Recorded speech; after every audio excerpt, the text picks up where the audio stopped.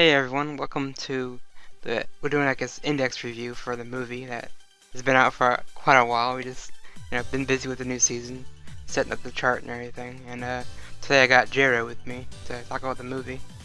Hello. Hey, what's up? A little change of pace, I'll host this time, and Jero is gonna be the guest type, so we're gonna do that this time.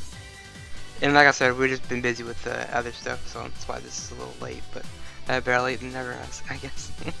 Yeah, get this in before the barrage of new fall shows this season. Oh yeah, definitely. And yeah, so basically, if you don't know the plot of the movie, I did that kind of a rundown, small version. Basically, it's Toma Index meet this girl named Arisa. She's a level 0 that I guess she has dreams of becoming an idol. But unknown to everyone else, the magic side of Index and the science side of Academy City both want her because she's got this, I guess, mysterious power. She can make miracles, I guess. So basically, she can prevent disaster, and like that.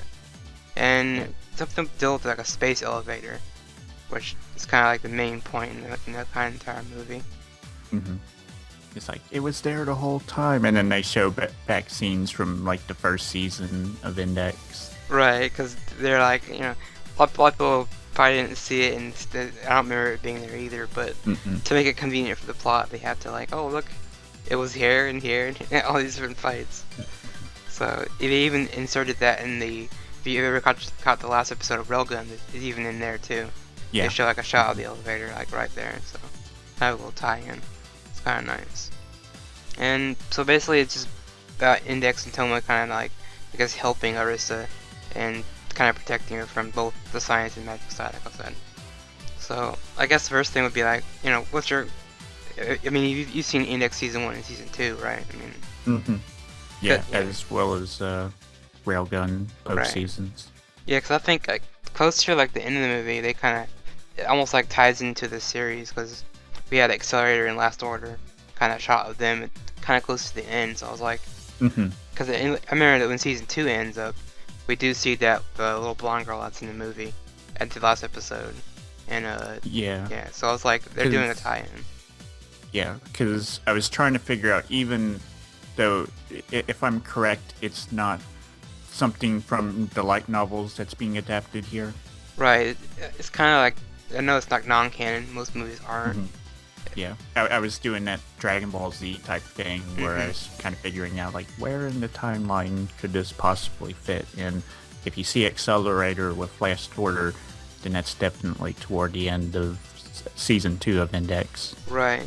I mean, there is like a light novel, but that was kind of like tacked on as the movie was coming out. And there's like a manga as well, but like I said, just at the same time the movie was coming out, they were kind of thrown in there. And the manga is kind of just the same exact story from the movie. And so yeah. So, I mean, we've both seen this, so like, what did you think of the plot of the movie? Was it kind of like, something new, or just typical Index type plot? Yeah, it was pretty typical Index plot. You could almost take an Index arc that you would normally see in the anime and just kind of make one whole arc into like a 90-minute movie. With the singing idol thing is kind of very much like Macross Frontier or something. Right. The girl will save the world by singing and stuff and bring people together. But overall, it felt like a typical Index storyline that could have been either done as some kind of filler arc in the anime or just all put together in this 90-minute movie. Right, yeah, I felt kind of like that too. It's like you said, take any arc from Index and make a movie out of it. Because ultimately you have the same thing. Toma meets a new girl. He, kind of gets used to being around her, being friends with her. Then he has to, like, punch people. So that's typical Index. That's what they always do. So. The same thing, and you put a bunch of girls in there and have a fan service scene or two in there, and have Toma's hair get eaten by Index for a good portion of the movie. Yep. That's pretty much what happened. And speaking of movie, most movies have like movie-only characters. And this has quite a few. You have Arista, like the idol, like you were saying earlier. And it's, I don't know how to say her name, but I just say it's Shatura. She's like this I guess she works for the science side because she Mm-hmm. was using like this mechanical spider like vehicle to get around. It's kind of cool. Then we have a girl. She's kind of a spoiler, but she's basically immortal. So Mm-hmm. the Yeah. plot kind of revolves around her too. It's kind of weird. Yeah, Lady Lee. Yeah, it's like all three of these characters are kind of like their stories are intertwined with each other. They, you know, they're like, I guess the majority of the stories about these three. So Mm-hmm. what did you think of like these three? Lady Lee kind of seems typical bad bad character of a movie. Sort of nothing really interesting to her other than her desire to rid of whatever. Did, if I'm correct, didn't she have some kind of curse or something? She didn't want to be immortal, right? Right, yeah, like the tail end of the movie is about her using the Yeah. space elevator to, like Index was saying, Tower of Babylon, basically. So she's Hmm. trying to reach God, basically, and she's tired of being immortal, like you were saying. Yeah. So that's she's okay. Shutaro, I kind of liked a little more. Yeah, I like that she was voiced by Yoko Hikasa, who's Yeah, me too. great voice actress and does so many good characters. And her story was kind of interesting with her father saving everybody on that plane and that being called a miracle, and her kind of motivations for not believing in miracles probably was a little annoying. Her, Yeah, her lack of belief in that. yeah, that was kind of stupid. And her Hmm. little like music to her, she can't hear music, so that was kind of Yeah. like okay, I guess. Hmm. I mean, it goes well against Arisa, who's the idol, who's the singer. So both their stories kind of like clash. It's kind of neat how that played out. Hmm. Yeah. And Arista's kind of like this, like you said, idol. She's kind of this Moblob character. She's just like a Hmm. cute girl. And with her, she hangs out with Index, and that's a big thing with those two, I guess. So it's kind of weird. Yeah. Yeah, she's pretty shallow for as much as I remember of the movie. Like there's no real significant backstory with her other than she was almost kind of a creation Hmm. of like Shitaro's or in that situation when somebody wished for a miracle. Right. And yeah, those three are interesting. Now, for like some of your favorite moments in the movie, do you have any of those? Like, The first major action scene that oh, involves Steel hell yeah.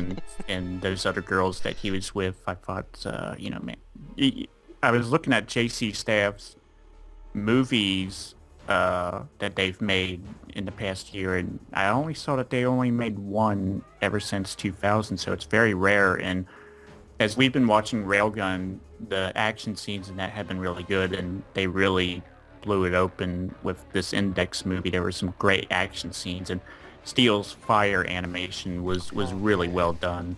So that was my favorite part of the movie. Yeah, I liked that, and I liked how each girl in his little harem group, each of them controlled an element. So he had like Hmm. fire, earth, Yeah. water, and like ice. So I thought that was really Hmm. cool how they did all that. Because when that girl just comes out of the water, it's like, oh, something's going down. Because they Yeah. also have the music playing in the background, all this like action moments, like you were saying. Hmm. For me, it'd be all the cameo appearances when we had like Accelerator, like I was saying, Last Order. We had Satin, she was there. So it's kind of weird seeing her in the Index because throughout both season 1 and 2 of Index, you never see Satin at all. It's like she doesn't Hmm. exist in the Index world. Because you have Yoharu and Kuroko and all those girls, but Satin's never around, so I was like, okay, she actually Yeah. exists now in this world. It was nice to see Kanzaki Oh Kaori yeah. actually do something. There was one arc at the beginning of Index 2 where I always thought, well, she's going to show up here at the end, and because she was kind of the centerpiece of that arc, but she never really did anything. So to see her actually do something in the movie and actually be in outer space That was cool. and do the action stuff that she was doing at the end there, that was pretty cool. Yeah, that was pretty neat. And then for other stuff would be like for me with the idol stuff. I mean, I'm a big fan of like Idol Master, and I do like Hmm. Macross Frontier, and he had all these like concert scenes, which they're not the best CGI in the world, but it was Hmm. decent. I mean, I have seen better, but yeah. Yeah. So I kind of like that kind of those moments. Now, speaking of the ending, did you think it was like a good ending or was it cheesy? It was pretty cheesy, having everybody that we've seen from Index and or Railgun. Hmm. Is this the first time that Uiharu and Sutton have appeared in anything Index related? Yu Haru's been like they've shown her a couple times. Like when they do Okay. judgment stuff, she's there with Kuroko. It's just Satin's the Alright. one who gets kind of like pushed out. Mm-hmm. But yeah, having it so that everybody was able to play a part in the victory aside from Toma, Yep. it's always pretty cheesy, and busting in Accelerator, who Yeah. really doesn't want to do anything, but his part was awesome too. Yeah. It was. Just made it look so effortless. Yeah. It was just fun watching all these characters that, like, little does Misaka know, Exciter actually helped, and it's like I was telling my brother, I'm like, if she knew that, she'd probably be very pissed, knowing that he was Mhm. there. But I don't know, it was kind of weird. But yeah, the ending, finding out that the spoiler at this will be Arisa and Shatura Mhm. are actually one body, they're one person, was a bit cheesy for me. I was just like, I didn't really realize that till they showed the stone. And she was looking at it, kind of funny, like, yeah, if Mhm. she has the same half, I'm like, oh, okay. I see what they're doing here. So it Mhm. was one of those like, kind of, oh wow, they're doing this kind of thing. And it was almost, I want to say, Toma really didn't save the day. It was more like Shatura and Arisa kind of saved the day because both of them Mhm. kind of realized what's going on. They made up Yeah. and It really only took, as it usually does, Toma to punch some sense into them. right. It's like a two-hit combo and he's pretty much done. Mhm. So, Yeah. but yeah, the ending was kind of like that. It was super cheesy and yeah. But I think the last thing I probably would, I guess now we wait for Index season 3 because like Railgun season 2 just ended. So Mhm. Yeah. And Railgun, maybe that's a little kind of spoiler, but there was a space thing in that show. oh yeah, there was yeah, and it kind of ends like the first arc, first season 2 with robots and all that. But yeah, Mhm. Yeah. but there's most like a lot of Railgun stuff on the blog anyway, so it's it's all good. Mm. But anything else to add for the movie? Let me see. Accelerator's part was awesome. It was well animated. It was it was a good enough movie to watch in spite of being sort of average because JC Staff really did a good job with the animation, and I enjoyed those characters. And actually watching this movie in some weird way, maybe it's just that I was in the moment at the time because Railgun has finished, but I watched it while Railgun was still on its closing episodes, and it made me realize that maybe I like Railgun more than Index. Right, and that's usually the case with most people. Because with Index, it's just almost, I want to say almost an overflow of characters. There's just so many characters you know, to watch on screen at once. Versus, Mm-hmm. Railgun is just about maybe the main four girls, and it's Mm-hmm. what they Yeah, do.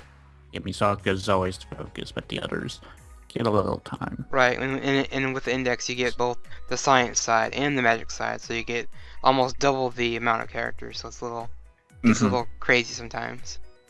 Yeah, and it's also because of Toma being a boy. You always get the typical situations that we saw, like the fan service shower scene, where for no reason the girls get out and just not realize, oh, this is actually Toma's house that we're in. Yeah, Heaven forbid he walk into his own house while we're completely naked, not right. covering ourselves in his living room. Because they do that, the same thing you're saying. They're in this bath together, and Ursa finally gets like inspiration for a song, and it's like, that could probably wait till later, but she just runs out there and doesn't care. But yeah, speaking of fan service, there was a lot in this, a lot of butt shots. I was like, huh, I guess they gotta keep the guys entertained somehow with this. Yeah. But yeah, I think that's really all we got to say about the movie. I wouldn't mind seeing another one or a third that could do with like the Bleach that has a lot of movies, or One Piece. They have a lot of movies. Mm-hmm. Even though I've got my fingers crossed for me a Railgun movie, but that probably won't happen anytime soon.